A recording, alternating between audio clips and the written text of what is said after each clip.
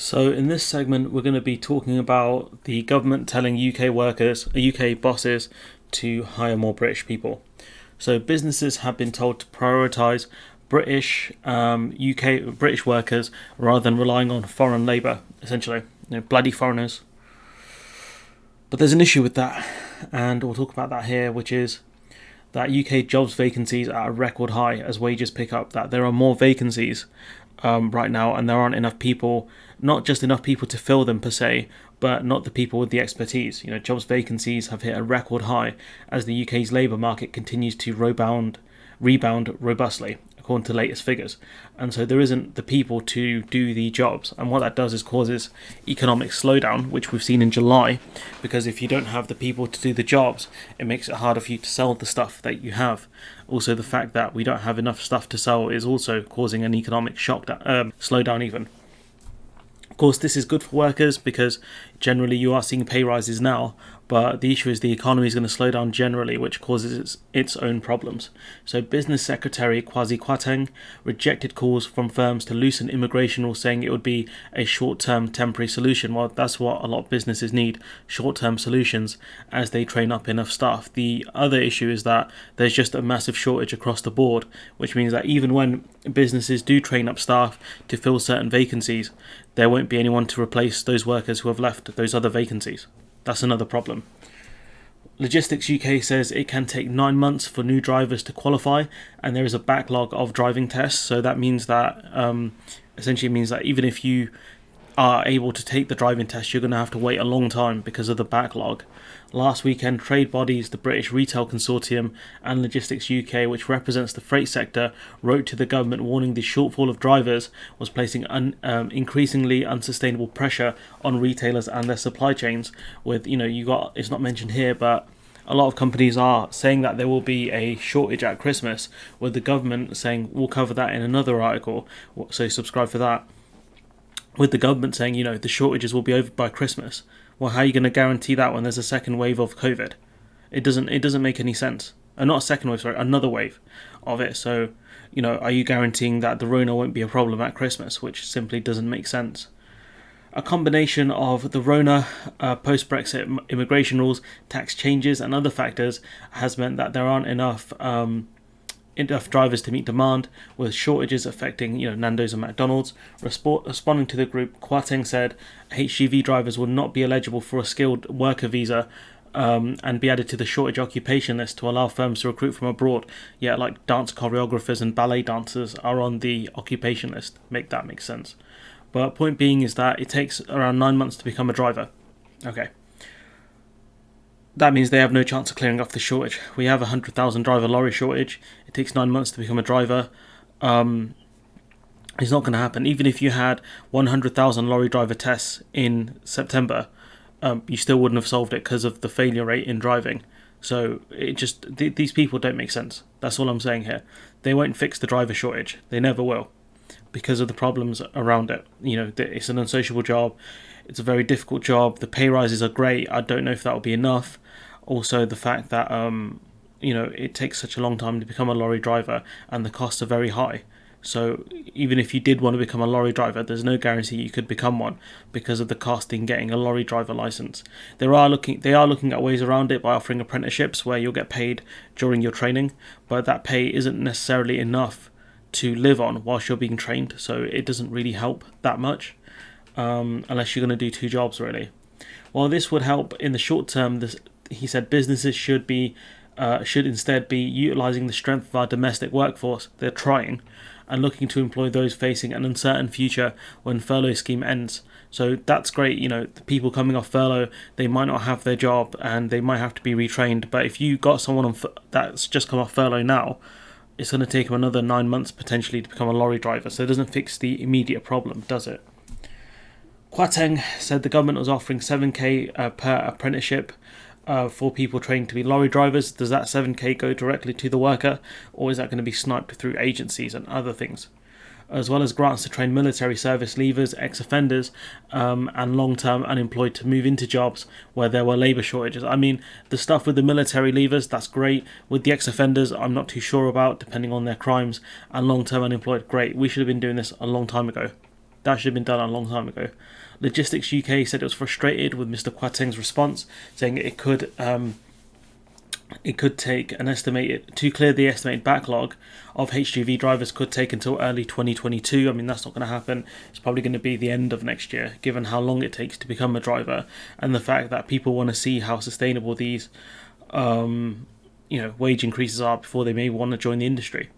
As well as not being included in the visa scheme, reforms to the IR35 tax rules have also made it less attractive for drivers from elsewhere in Europe to work or be employed in the UK. I mean, that's a government decision there, regarding the IR35 tax changes.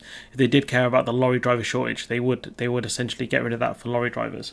The government said the UK had a highly resilient food. I mean, it doesn't. We don't. That's a lie. I mean, we're having shortages already. So the point here is just not worth reading. On Friday, supermarket chain Morrison's became the latest known company to join the chorus of getting lorry drivers on the skilled worker visas. The issue is that obviously they want this because they want access to more lorry drivers so they don't have to increase wages, but also they want food on the shelves to be able to be sold. So what I would push for if I was the government to say, you keep increasing wages, then we'll think about it. Because it's good for the drivers. The only issue is it does push that cost across the supply chain to ordinary people who aren't getting pay rises essentially, and that's a huge problem. And for people who are facing national insurance increases because of this government stupidity, and the £20 cut to universal credit, so that's going to affect them very negatively. And that's why when you get a sector that is getting increased wages, you need to look at increasing wages across the board. Otherwise, you have you're essentially pushing more people into poverty without even realising it. That's what this government have done by helping to create this crisis with lorry drivers. So you've got some increases there, signing on bonuses, etc. Worker shortages are not just impacting the transport of goods, with pig producers warning of a shortage at abattoirs is causing a surplus of pigs to be stuck at farms, and that's another problem because that can cause culling, because we've seen in America that once the pigs reach a certain weight, they can't be processed at the slaughtering house, or should I say killed, really. And what that means is that they're essentially killed at the farm and there's no money made on them. So they're just killed just because, really.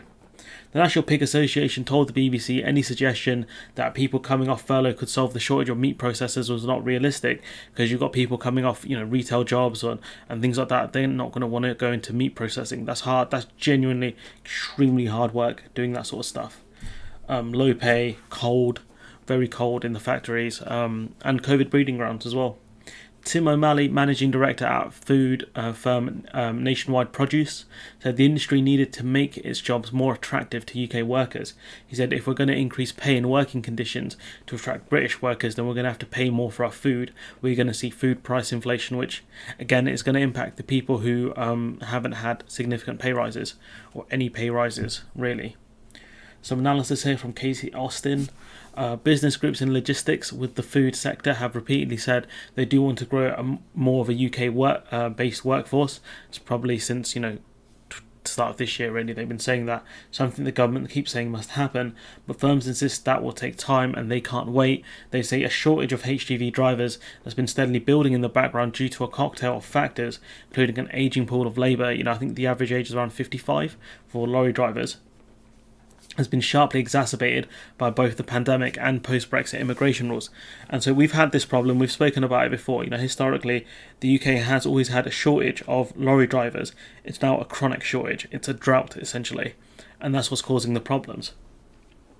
In other areas where there are jobs vacancies, such as meat processing, it's proving extremely hard to attract domestic workers who are prepared to do the job or have the right skills. So that's two different things here. There aren't a lot of people who want to do that job because it's a very difficult job. It's a very low paid job, as I've said. And also the right skills, you've got to be skilled with a knife to be able to do this stuff, to make certain cuts, which is difficult to do, especially if you're not you're not a person who cooks very often and you're not used to chopping up meat, essentially, because that's what you'll be doing all day, and it'll have to be done with precision. Otherwise they may not be able to sell that cut of meat, which goes down as a loss, essentially. Businesses say they've spent more money on bumping up wages to compete for staff, but the continuation of that will mean higher prices. One fruit and veg distributor told me the end of cheap labour means the end of cheap food, but food in Britain hasn't actually been that cheap historically. It's just supermarkets have been able to make huge profits because they can buy the food cheaper off farms because they buy it in bulk, economies to scale. and then they sell it on to the consumer and make decent profit off it. So, we've never really had cheap food in Britain. It's just someone was making massive profits off it, and now if supermarkets want to keep those profit margins, food prices will go up significantly to cover that, which is a shame, really. But the British government telling companies to hire British workers, it's not the most, it's the brightest thing, not the brightest thing to do, especially given how important lorry drivers are to any economy, especially a quote developed one. But we're going to see these shortages last until easy into next year. The government's saying that the shortages will be over by Christmas. It's just a massive lie. No doubt they blame the Rona again, even though they're doing the double vax rule, where I think if you are double vaccinated, you don't have to isolate, even if you catch COVID. So, once that rule is fully in play and we see COVID spreading around in, the winter months, the government can't exactly blame COVID for the increased shortages on the shelves, can they? Anyways, I'm going to leave it there. Let me know what you think in the comments below. Like, comment, share, subscribe, and hopefully I'll see you in the next one.